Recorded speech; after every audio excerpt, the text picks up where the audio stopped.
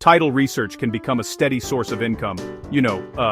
Many people see legal documents and feel overwhelmed. This creates a fantastic opportunity for those willing to learn the language of land. When you know how to read a deed and understand its legal description, you unlock a valuable skill. You can make a good living from abstracting tracing a property's history. This essay explains the key ideas you need to get started. It uses simple words, clear examples to make complex topics easy to grasp. It will show you how to read the different types of legal descriptions.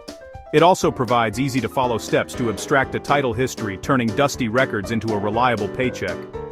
The path to profitability begins with a single fundamental concept: the legal description. This is the core of every property transaction. A legal description tells us exactly which piece of land a deed or mortgage covers. It is fundamentally different from a street address, which is merely a convenience for mail delivery and navigation. A street address can change over time, or multiple properties might even share a similar one, leading to confusion. A legal description, however, is a unique and permanent identifier. It is a written map carefully crafted in words that defines the precise boundaries of a property. A good legal description is the cornerstone of clear ownership. It serves as the ultimate authority, ensuring there are no ambiguities about where one person's property ends and another's begins. The importance of this precision cannot be overstated. A clear, legal description stops disputes about property lines before they can even start. It provides certainty for buyers-sellers.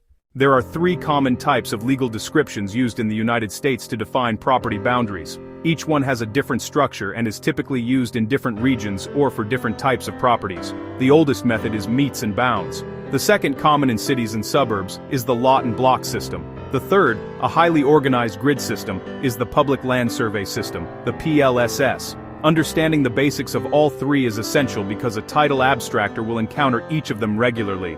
Knowing which system you are looking at is the first step toward correctly interpreting the deed and verifying the property's history without errors. First, let's look at the meets and bounds system. This method describes property by starting at a known, identifiable location called the point of beginning, the POB. From there, the description provides a series of directions, meets, and distances that trace the outer edge of the property.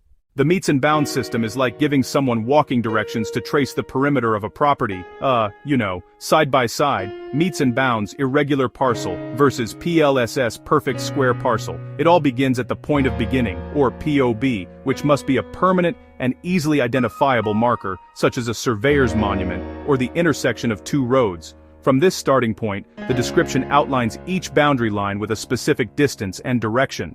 For example, a description might read, "Thence north 45 degrees east for a distance of 200 feet. This instruction tells a surveyor exactly which way to turn their compass and how far to measure. The description continues with a series of these calls, one for each side of the property until it returns precisely to the POB, closing the loop. A key feature of meets and bounds descriptions, especially older ones, is the use of landmarks, monuments. The center line of Jones Creek, an old oak tree, and iron pin, the edge of Smith Road. While these landmarks can be helpful, they also present a significant challenge. Rivers can change course, trees can die and be removed, and roads can be moved or widened. Understanding land size is crucial. The PLSS makes calculations straightforward. 1 acre is a standard unit of area equal to exactly 43,560 square feet. A full section is 1 square mile, contains 640 acres. From there, the math is simple division. A half section is 320 acres, 640 divided by 2. A quarter section is 160 acres, 640 divided by 4. A quarter section, a common parcel size, is 40 acres, 160 divided by 4. For example, the northeast quarter of Section 12, Township 2, North Range 1, east of the principal meridian refers to a 160-acre parcel. This simple math allows abstractors and landowners to quickly visualize the size of a property just by reading its description. To ensure accuracy in your work, using a simple checklist for every title search is an invaluable habit. First, ask, does the legal description on the deed perfectly match related documents? Mortgage tax records. A simple yes or no, here is your first quality check. Next, if it's a meets and bounds description, check the point of beginning. Is the point of beginning clear, permanent, unambiguous? Are all the distances and directions, the calls, complete, and do they form a closed loop? For any type of property, check an pri dam do bri bri bri die. Are there recorded plats or surveys that could affect or clarify boundaries? Continuing the checklist, always ask, are there any liens, mortgages, easements recorded against this legal description? Do not assume a clear chain of ownership means the property is free of encumbrances. Diligently search for any documents that grant rights or create obligations tied to the land. This video is the intellectual property of Jacqueline Enterprise Inc. For more details to help you understand title abstracting and tax deeds, go to Amazon.com today and order several copies of Title Abstracting Made Simple.